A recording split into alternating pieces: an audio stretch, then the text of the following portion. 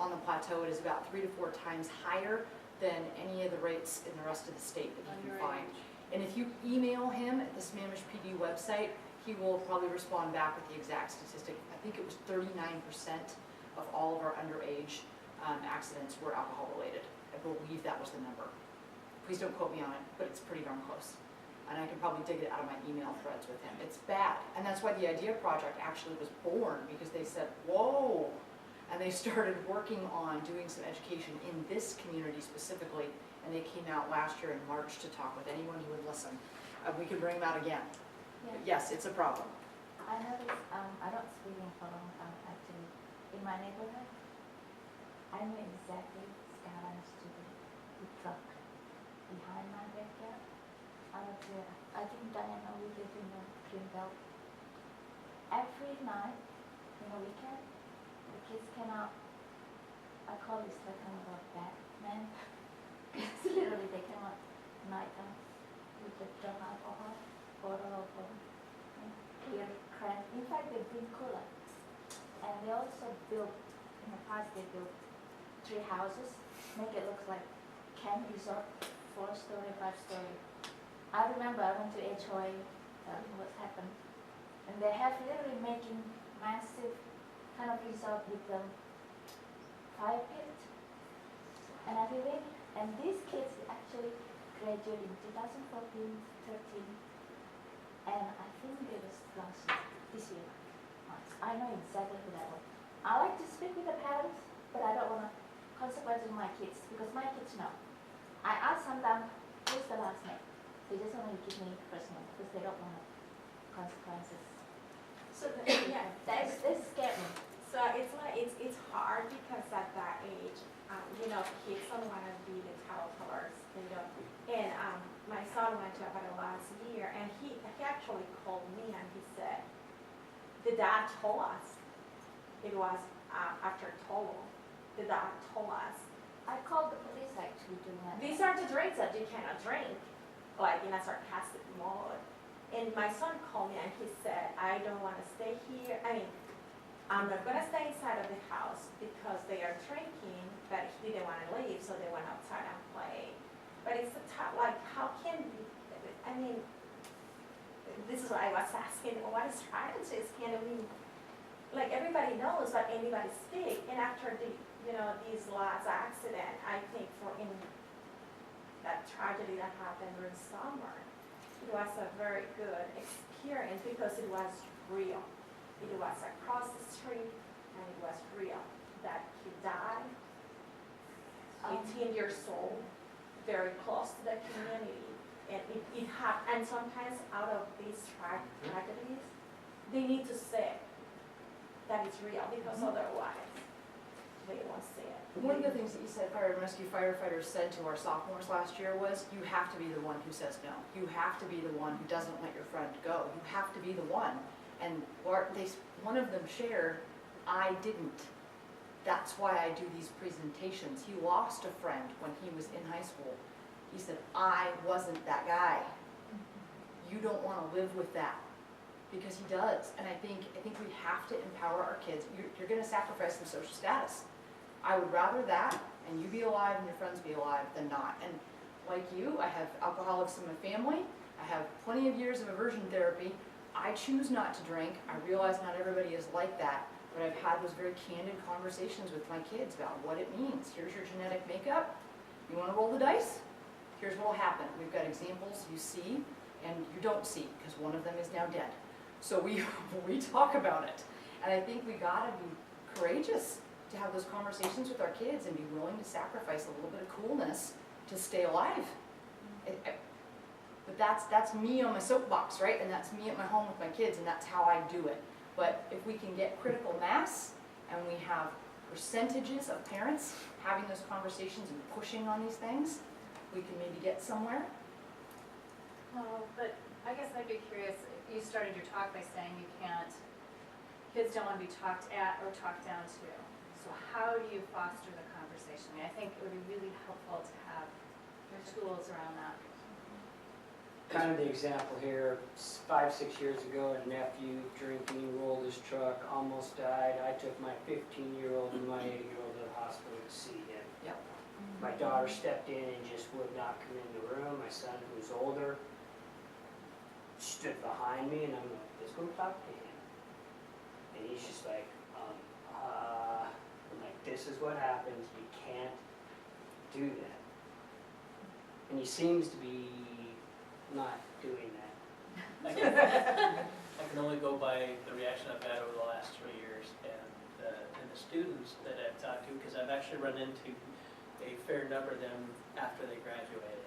And I'm known as that guy, that guy that showed all the graphic pictures, everything. And every single one that I bumped into who recognized me for that role has thanked me because I made them stop and think.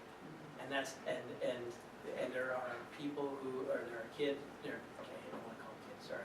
There are students who have literally, said to me, I didn't wear my safety belt, I do now. And that's, to me, that's at least a step in the right direction. And if, and I can't, personally, having played tabs at my friend's funeral, I wasn't in a position to say no because I was stuck on base, on watch that night, or I would have been with them. And could I have talked them out of it? God only knows. I have no idea what was fleeting through their head at that moment. But it makes me wonder. I mean, those were friends that in those formative years that I could have been lifelong friends that I never know now if I could have had them, or if they would still be in my life or not. But my approach has been just to give them the consequences, the education, and then encourage them to start making their decisions based off of that instead of based off of, well, I'm gonna look uncool, at least start that process. So I have a question that maybe for you, Jonathan, like to help them to make those decisions. But if you said that, he said, like you said, fire and rescue, you have to be the one. Well, I wonder what if the coaches have a speech that they give, like at the beginning, because I understand like the Bothell High football coach apparently has quite a reputation for you're out. There's no wiggle room whatsoever. They all signed an athletic handbook, right? The That's rumor is, everything in well, it. the rumor or the prevailing rumor is that Skyline coaches look the other way and let it happen, and it's just whatever. Yeah, they'll drink, and they not they condone it, but they just. They turn a blind eye. Yeah, they turn a blind eye. And so for some kids, I know for my daughter, for her select coach, she knows there's a zero tolerance. It's not an option for her and for her friends that they're at parties and they can say, well, my coach, that's kind of their fallback or their. I think we excuse need to in a way. provide them scapegoats. I think you're Yeah, absolutely yeah. right about that, whether it's you or me or I've Yeah. many kids, I said, blame it on me. That's what we're here for. So if you need to use my name, I don't care. Use somebody's, anybody's. But it's not just coaches, I mean, parents are turning a blind Yeah. eye. Yep. So Yeah. what, I mean, the fifth quarter, like, I have heard the parents are drawn, so why are we promoting even, inviting people to the fifth quarter and hosting alcohol? Like, what's the example to the kids? Honestly, I have no information about that until just now, so that's very interesting. Oh. But the other thing I think people do, I know adults come to our football games intoxicated, I've seen it. I've had, oh yeah, that's One what the leave. whole tailgating Yeah. is. Can it's I happened. wanted, Yeah, that's I'm true. the only one raising my hand. We came to this school as, for the, into the Issaquah School District, as a freshman, not knowing, never having gone to elementary school. And my daughter immediately knew who was smoking hookah in class, who you could buy drugs from, I just heard yesterday which mom will buy alcohol for the kids for Tolo. Doesn't the school hear these rumors? I mean, No. how do you not hear these rumors? How does it not? Honestly, unless a kid says something to their teacher, it doesn't necessarily get to us. And you But have to you keep get in that mind kid too. that died, the kids are so, I'm sorry, they're so stupid. They're posting up pictures, rest in peace, and they're holding beer Yeah. bottles. saying, I love you, I miss you, and Yeah, glorifying. anyone can look these things up, We can't don't, some? I mean, honestly, I do not sit on Facebook checking Yeah. for stuff. We can't, there's so much that we have to do. And here's the other thing I think that is really important for parents to understand. My jurisdiction Yeah. ends at the campus line. That's it. I cannot, it's creepy and people will start to sue me and the district for overstepping those bounds. It's whether or not it's on my campus and this is where it gets interesting, when it's impacting or disrupting my educational environment and my ability to teach kids in this building. It just feels disappointing, because I'm disappointed by the Sammamish community, Yeah, that I there's think, so much permissiveness with what the kids are allowed to do. I think it's nothing new. When I moved here 10 years ago, the house in the farm, I can't remember, this is neighborhood before farm. There's a lot of party down there. I saw 2 car police lining up and about 100 something kids in there, more than 100, because sometimes I have about 30 kids, so just party small gathering. And I noticed the neighbors reporting they being, I think drugs too. Basically, the kids will have what's it called? Kind of a depression. The drugs or depression, whatever they mix it with oxycodone, whatever. It's kind of a drug form. They mix it up and then they have also drinking. Unfortunately, I don't understand where is the parent at home, because all the kids get out of the house. I saw them myself because I just dropped my kids down there. And then the car police, they're just holding up the whole bunch of it. And actually, the person putting that is Karen. So I don't know why, because I see myself every single year calling the police every summer, just trying to get the kids out of my woodblock area, because they're just bruising with the bomb. I see them carry the bomb in the backpack. And I always, I don't know, before I used to have an extra kind of information, I thought if I'm not gonna, keep calling the cops and worry, my neighborhood's gonna be, the value gonna be done. That's why I don't wanna, that's that if I wanna sell the house, what am I supposed to do?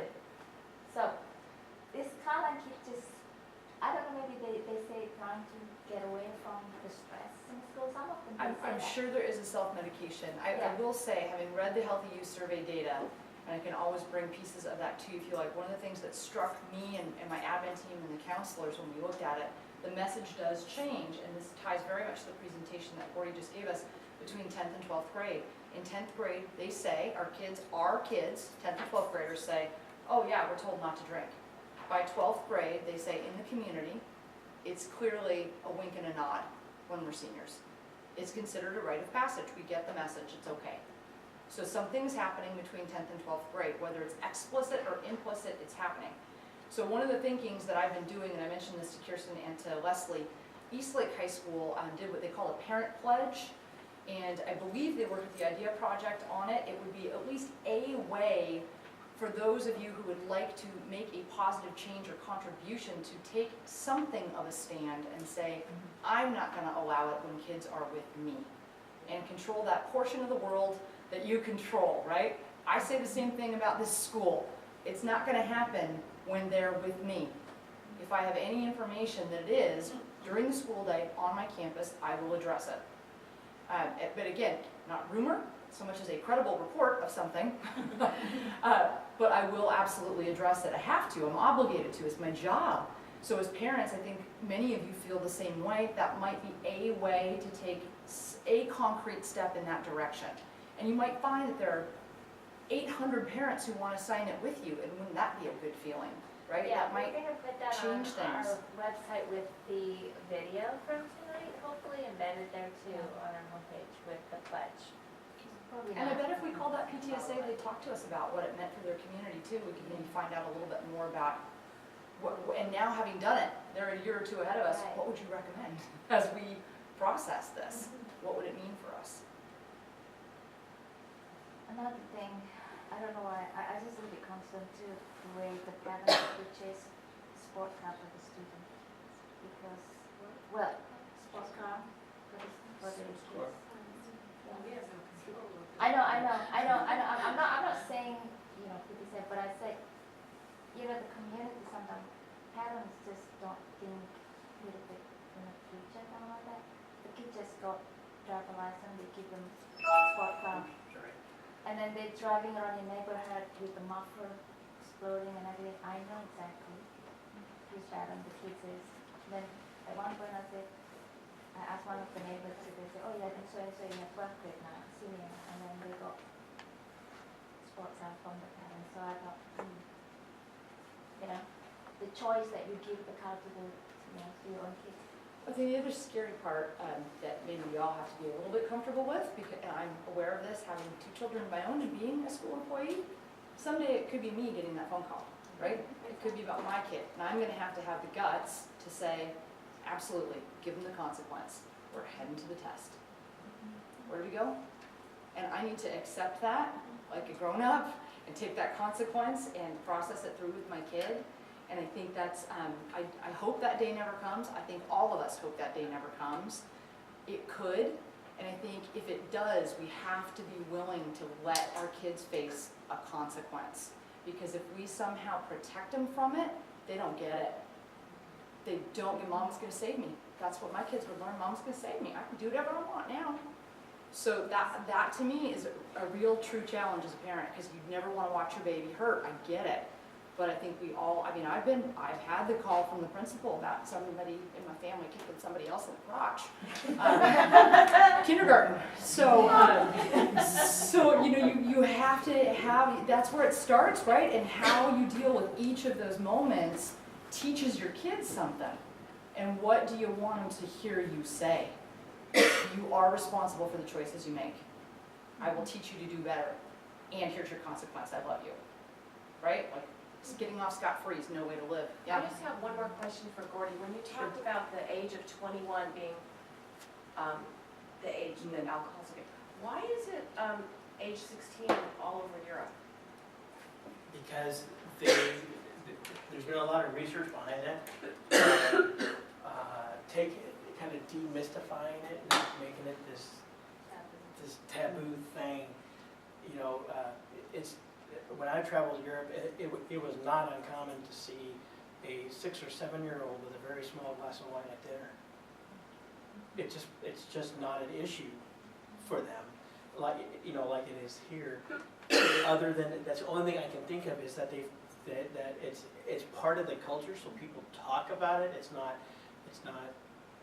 put behind closed doors or whatever, and so it kind of removes the temptation. But yet they still have other issues that we don't when it comes to that. Ironically, they don't get to drive till they're 21, Yes. and it costs them Right. several $1,000s to get Yeah. a license. Much more expensive. But the frontal lobe thing, I'm thinking, Yeah, well, exactly. they must be all damaged over there or not. I don't know. Decision I don't think so. I don't have them, but I'm sure there are statistics, whether or not it's as much of a problem here or not, because if you think about it, what does it mean to be an American? It means we've been kicked out of every other country, right? At one time, somewhere along the way. So that means genetically we're, so it's one of those things where because they have proven the whole genetic component to alcoholism, it's there. And as far as I'm concerned, they've proven it in my eyes that there is a genetic component to it. I would assume that it's over there as well, but I don't know if it's, maybe it's because of the size of the country that we drive more. I mean, to where it becomes a problem, whereas if you are an alcoholic in a small country, you're using mass transit. I don't know, that part I don't know. It's transportation. Most of the Yeah. other country, developed country, each country, they have a public transportation. So they can just take transportation, usually if you look at the bar in Right. England, just drunk, whatever. Right. But yeah, I remember this, because when I lived in Holland, the kids that aren't even underage, they can just go with parents in a bar drinking. Right. But they say you cannot do that until you're ready. But for some reason, they understand that. They just almost like cultural thing. It's built in Yeah, from it's the- built in. it's You built can in. say no. But in Australia, you're only about 18 years old, so you're allowed to drive. And then they still have to get labels in the back of the car. It's just sort of say, like learner, which is you're not, obviously 21 years old, clearly get proper license. That's what they do. Yeah. So I don't know, here it's just different. It's almost like you got your license at 17, it's just almost like, oh yeah, ticket to freedom or something.